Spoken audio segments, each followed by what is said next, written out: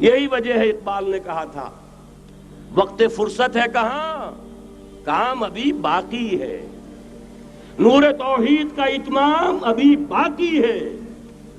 لیکن ساتھ ہی خوشخبری بھی دی تھی، یہ چمن معمور ہوگا نغمہ توحید سے، آئے گا وہ دور، یہ چمن معمور ہوگا نغمہ توحید سے، لازماً آ کر رہے گا۔ لہذا اب اس کے درمیان جو یہ فصل ہے اس کو سوچئے۔ لیکن میں اس سے پہلے ذرا وہ حدیثیں کہ جن میں حضور کی سری پیشن گوئیاں آئی ہیں بڑی تیزی کے ساتھ آپ کو سنا دینا چاہتا ہوں، اور اس کی وجہ کیا ہے۔ یہ زمینی حالات جنہیں میں نے کہا تھا انہیں دیکھیں، ظاہر بات ہے کبوتر کی طرح آنکھیں بند کرنے کا تو فائدہ نہیں، حقیقت کو دیکھنا پڑے گا۔ حقیقت کو دیکھتے ہیں تو دل بیٹھ جاتا ہے، مایوسی کے اندھیارے چھا جاتے ہیں، امید کی کوئی کرن کہیں نظر نہیں آتی، کہاں نظر آئے۔ مولانا نے کتنا عمدہ نقشہ کھینچا ہے، کہاں ہے وہ اسلام۔ مسلمان تو ہیں 1 ارب سے زیادہ ہیں، لیکن کوئی پوچھے 1 انچ زمین دکھاؤ جہاں اسلام تم نے نافذ کیا، تو وہاں ہمارے ہاتھوں کے طوطے اڑ جائیں گے۔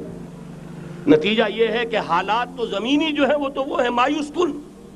اس میں ظاہر بات ہے کہ امید کا دامن تھامنے کے لیے ہمیں کوئی چیز چاہیے، اور وہ چیز ہے جو محمد عربی صلی اللہ علیہ وسلم اپنی خوشخبریوں کی شکل میں دے کر گئے۔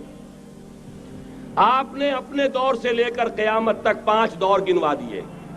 تکون النبوۃ فیکم ما شاء اللہ ان تکون ثم یرفع اللہ اذا شاء یرفعها ثم تکون خلافۃ علی منہاج النبوۃ ثم تکون ملکا عاضا ثم تکون ملکا جبریا ثم تکون خلافۃ علی منہاج النبوۃ۔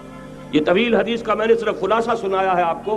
مسند احمد ابن حنبل کی روایت ہے، حضرت نعمان ابن بشیر راوی ہے رضی اللہ تعالی عنہ۔ پہلا دور دور نبوت، دوسرا دور دور خلافت علی منہاج النبوۃ، نبوت کے نقش قدم پر خلافت جسے ہم خلافت راشدہ کہتے ہیں۔ تیسرا دور مسلمانوں کی حکومتیں، لیکن وہ ملوکیت کا دور، ملکن عاضن، اور ان میں ظاہر بات ہے کہ عاضن بھی تھی، جہاں ان میں خوبیاں تھیں وہاں برائیاں بھی تھیں۔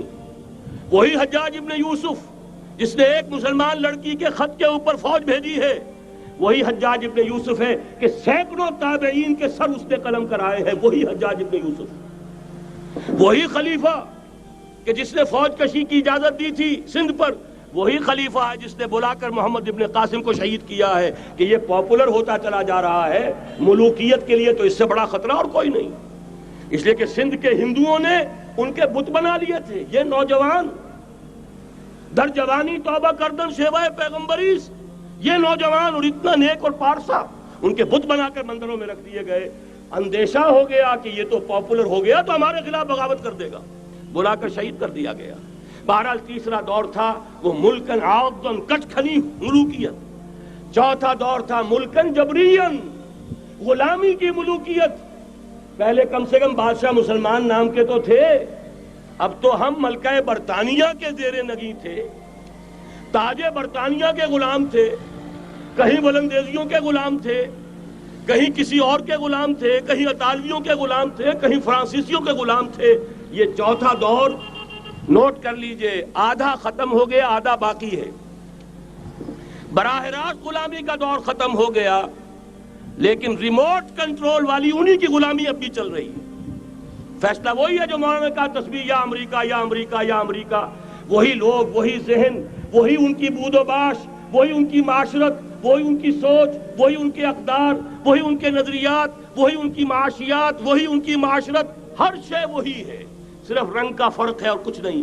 نظام ابھی وہی ہے، چلانے والے بھی انہی کے پرستار ہیں، بلکہ ریموٹ کنٹرول سے وہی چلا رہے ہیں۔ وہ تو آپ کے بجٹ کا بھی فیصلہ کرتے ہیں، آپ کی الیکٹریسٹی کے ریٹس بھی معین کرتے ہیں۔ تو حال یہ ہے کہ ابھی وہ چوتھا دور ختم نہیں ہوا، فرق صرف یہ ہے کہ ڈائریکٹ کی بجائے ریموٹ کنٹرول ہے۔ لیکن حضور کی خوشخبری یہ ہے ثم تکون خلافۃ علی منہاج النبوۃ، پھر ایک دور آئے گا خلافت علی منہاج النبوۃ کا۔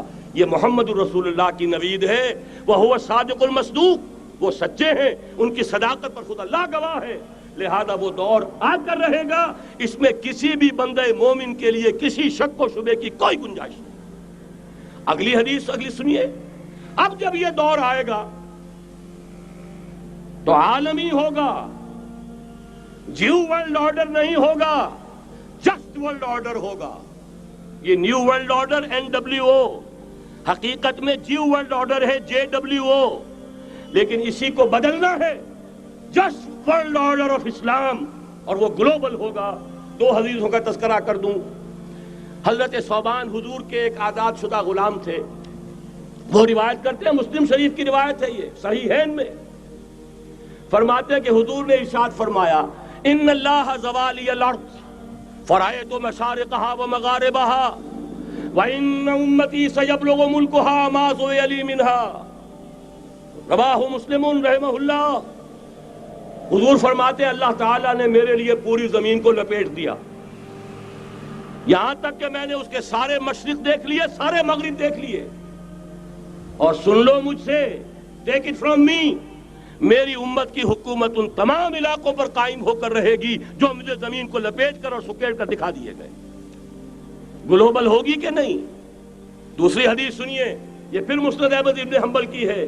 حضرت مقداد ابن الاسود رضی اللہ تعالی عنہ فرماتے ہیں، حضور نے فرمایا، لا يبقى على ظهر الارض بيت وبر ولا مدر الا ادخله الله كلمة الاسلام بعز عزيز وذل ذليل، اما يعزهم الله فيجعلهم من اهلها او يذلهم فيدونون لها۔